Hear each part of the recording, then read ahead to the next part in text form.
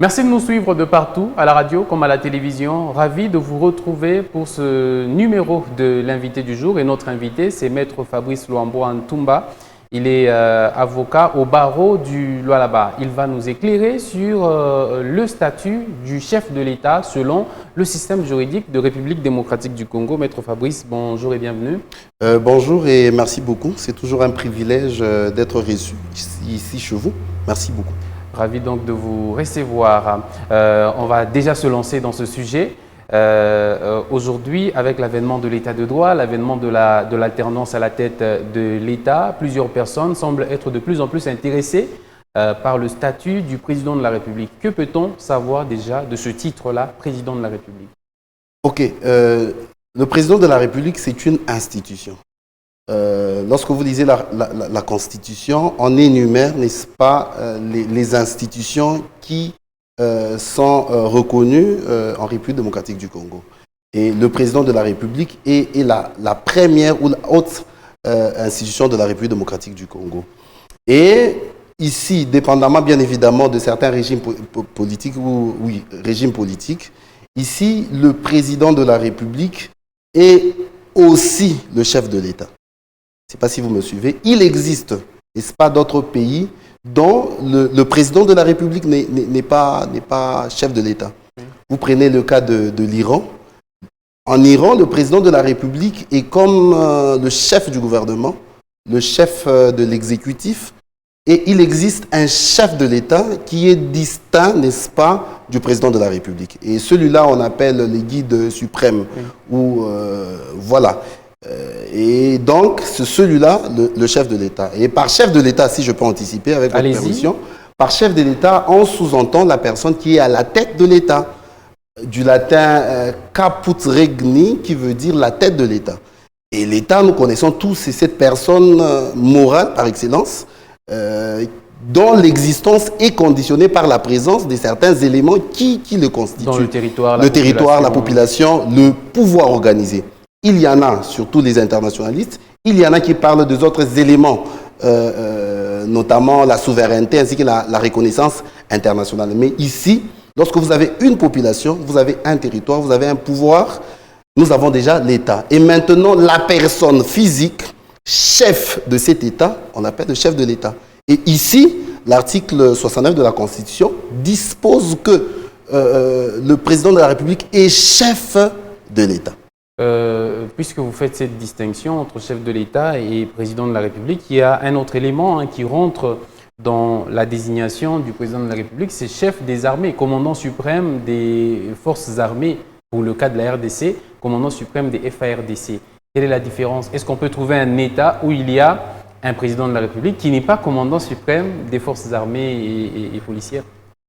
Bon, vous savez, l'armée rentre dans certaines missions principales du chef de l'État. J'étais en train de les définir comme le symbole, n'est-ce pas, de l'État, comme le symbole de l'unité nationale.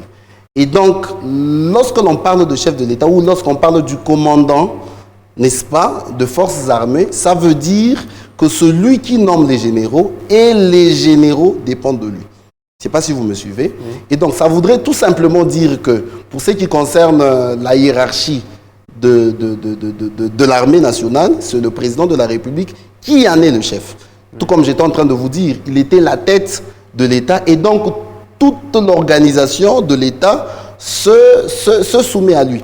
Il n'y a pas que ça. Il y a un autre élément que nous pouvons préciser. La Constitution dispose notamment que c'est le président de la République qui convoque les conseils de ministres. Même dans le gouvernement, c'est le président de la République qui garde encore les missions principales. Et vous êtes sans ignorer que le conseil de ministres est la place publique du gouvernement. Toutes les grandes décisions du pays se prennent là-bas. Et c'est le président de la République qui convoque. Donc ici, par président de la République, nous avons tout simplement à comprendre que c'est la personne qui engage l'État. N'est-ce pas? C'est la personne qui représente l'État. C'est la personne qui se fait représenter par d'autres personnes à l'extérieur de l'État, par les ambassadeurs. Bien sûr. Je voudrais rester dans l'émission, mais aussi ici, retenons que même les ambassadeurs à l'extérieur du pays ne représentent pas les pays, représentent le chef de l'État. Vous me suivez? Et donc, c'est un pouvoir plénipotentiel, si je peux dire. C'est un pouvoir le plus éminent, comme on le dit, le plus étendu que puisse incarner un individu au sein d'un État. Y a-t-il justement une différence entre l'individu président de la République et l'institution président de la République? Est-ce que, en étant président de la République, un individu peut commencer à discerner les deux de temps en temps quand ça lui chante, ou c'est toujours lié? Puisque nous parlons de la République démocratique du Congo, les deux sont liés. Parce que, comme je le dis, l'article 69 dispose que le président de la République est le chef de l'État. On ne peut pas dissocier les deux. C'est-à-dire, c'est l'incarnation de l'unité nationale. Oui. C'est celui-là. Vous ne pouvez pas dissocier les deux. Et donc, lorsque vous parlez du président de la République dans la République démocratique du Congo, pensez aussi au chef de l'État, au numéro 1 de l'État. Et à Félix Tshisekedi. À Félix Tshisekedi, si on peut parler d'un nom actuellement. Donc, impossible de dissocier la personne de Félix Tshisekedi vous ne pouvez de pas ses fonctions de président de la République. Non. Pour l'instant, non, parce qu'il est en fonction. Oui. S'il a un deuxième mandat, alors ça sera pareil. C'est après qu'on pourra les dissocier. Qu'est-ce qui arrive lorsqu'il... et ça, c'est déjà une question en elle-même. Est-ce qu'il peut avoir un délit ou un problème, je le dis comme ça en français facile, un problème en justice, le président de la République? Et si jamais ce problème survient, quelle est la juridiction qui est habilitée à gérer son cas? Oui, lorsque vous lisez les articles consacrés à la Cour constitutionnelle, je crois que c'est de l'article 157 à 169. C'est d'ailleurs la juridiction à laquelle on a consacré beaucoup d'articles dans la Constitution. L'on parle, je crois, l'article 163, on dit que le juge constitutionnel est le juge pénal du président de la République et du Premier ministre. Et l'on énumère qu'à l'exercice de ses fonctions, le président de la République peut commettre certaines infractions. Haute trahison, on parle même plus loin même des infractions du droit commun. Et donc le président de la République peut être poursuivi en fonction. Il y a une procédure, n'est-ce pas? Il faut que le Congrès soit réuni, il faut qu'il y ait de votes, et il faut que ceci soit voté 2/3 des membres de ce congrès. Nous comprenons, au Congrès, il y a la haute chambre et la basse chambre. Et donc, c'est seulement à cette condition-là que les poursuites peuvent être engagées à l'encontre du président de la République. Ceci pour dire que bien qu'il soit le chef de l'État, l'image de l'État, il n'est pas intouchable.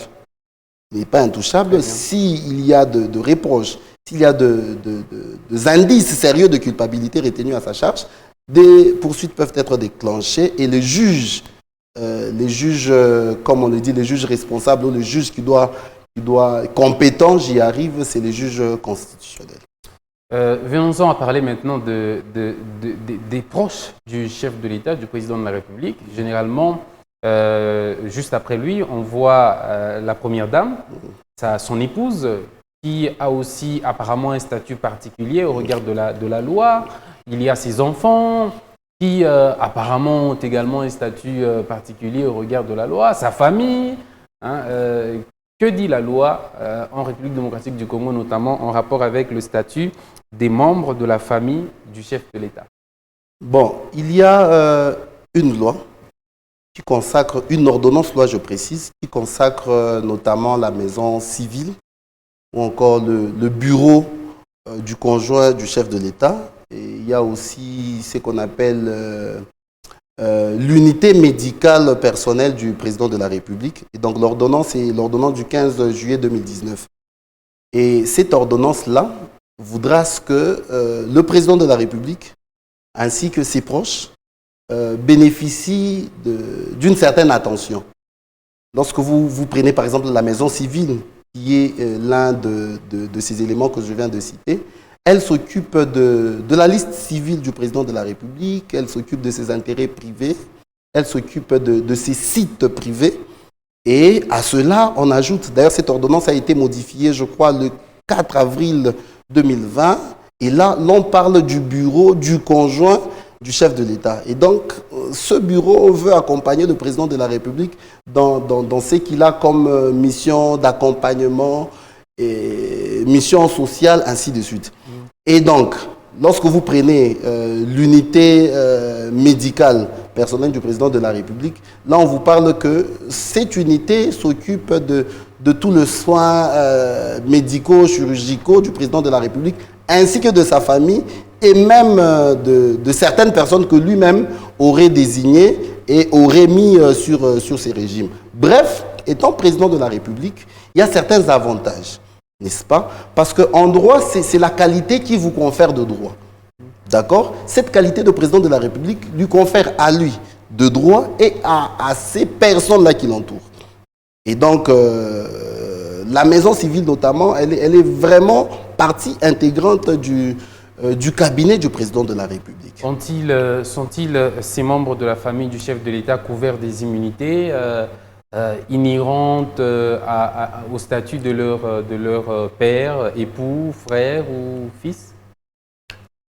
Bon, il y a de membres, par exemple, les membres de sa famille directe, biologique, la loi ne le reprend pas.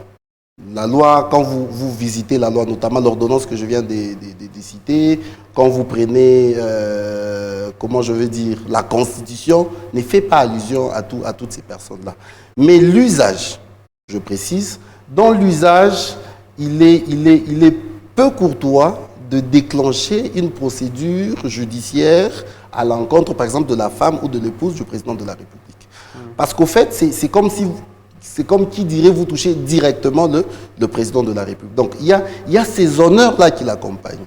Il y a cet égard-là qui accompagne sa famille. Je précise que ce soit la loi ou l'ordonnance loi du 15 juillet 2019, que ce soit la Constitution elle-même, elle parle nommément, expressément du président de la République.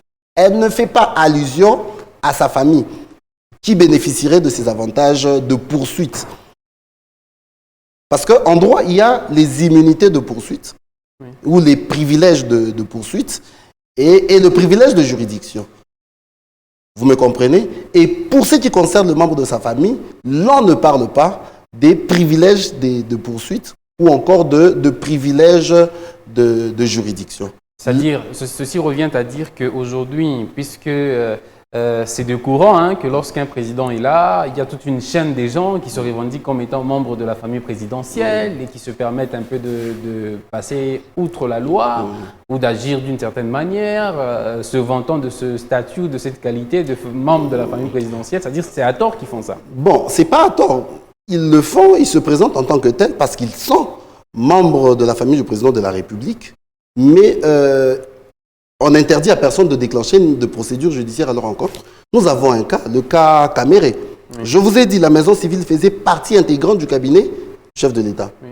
Et quand on définit la maison civile, on parle des fonctionnaires attachés au service du président de la République, au service privé du président de la République. Et donc, ils sont considérés comme des administratifs, de simples administratifs. Le cas Caméré, on n'a pas eu besoin de lever des immunités.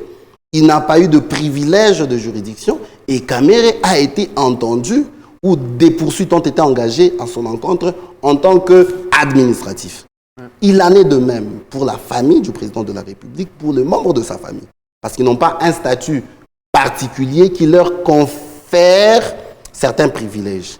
Et donc, ils se présentent en tant que tels. Je suis l'épouse du président de la République, je suis l'enfant du président de la République. Oui, j'ai la garde républicaine, bien évidemment. Oui, oui, elle veille à ma sécurité. Y a-t-il un salaire parce qu'on est membre de la famille présidentielle? Oui, parce qu'à côté de la maison civile, il y a la maison militaire. Okay. D'accord? Et la maison militaire s'occupe aussi de la sécurité du président de la République, ainsi que de sa famille. Parce qu'il y a certaines personnes qui peuvent porter atteinte à la famille du président de la République, pas parce que la famille leur a causé du tort directement, mais parce qu'ils ne veulent pas la tête du président de la République. C'est dans cette logique-là, c'est dans cette dimension rationnelle que l'on a veillé à ce qu'il y ait une sécurité qui accompagne. Mais pour ce qui concerne les infractions commises par elle, je parle de la famille, eh bien, il n'y a pas de privilège. Bien entendu. Venons-en à présent pour le cas de la République démocratique du Congo qui est assez particulier et inédit.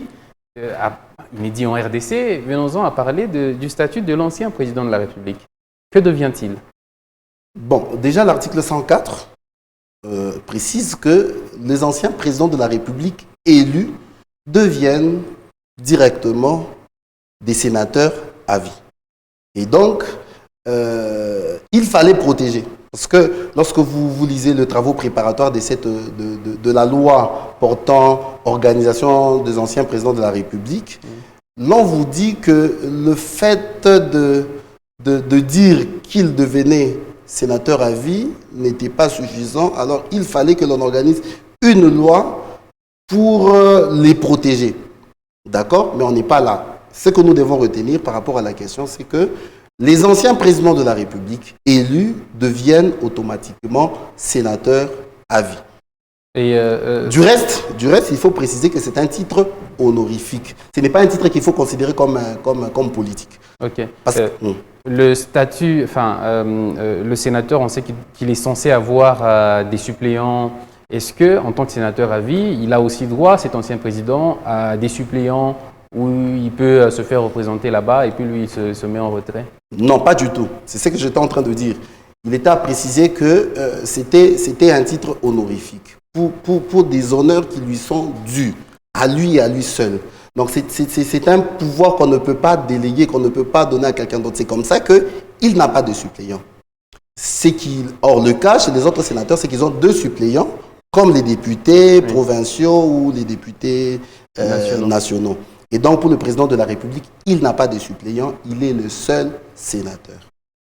Peut-il postuler pour devenir président de la Chambre haute du Parlement ou membre de la composition? Pas du tout. Lorsque vous lisez l'article 108, l'on vous parle des incompatibilités.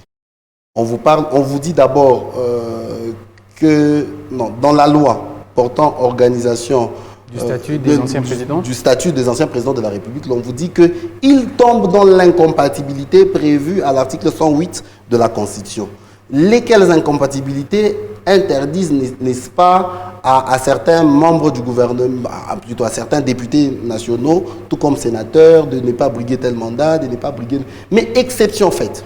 Parce que lorsque vous êtes député ou bien vous êtes sénateur, vous ne pouvez pas être engagé dans les organismes internationaux. Mais pour le sénateur à vie, la loi donne la possibilité qu'il soit engagé pour des services rémunérés dans les organisations ou dans les organismes internationaux auxquels la RDC fait partie. Ouais, merci beaucoup, Maître Fabrice Luambo-Ntumba. Je rappelle que vous êtes avocat au barreau du Lualaba. Vous nous avez éclairé sur le statut du chef de l'État, du président de la République. Merci d'avoir répondu à toutes nos questions. Et on espère vous retrouver très prochainement sous les antennes de Mikuba. Merci à vous de nous avoir suivis. C'est la fin de cet échange. Restez avec nous. Rendez-vous la semaine prochaine avec un autre invité et un autre sujet avec le même plaisir.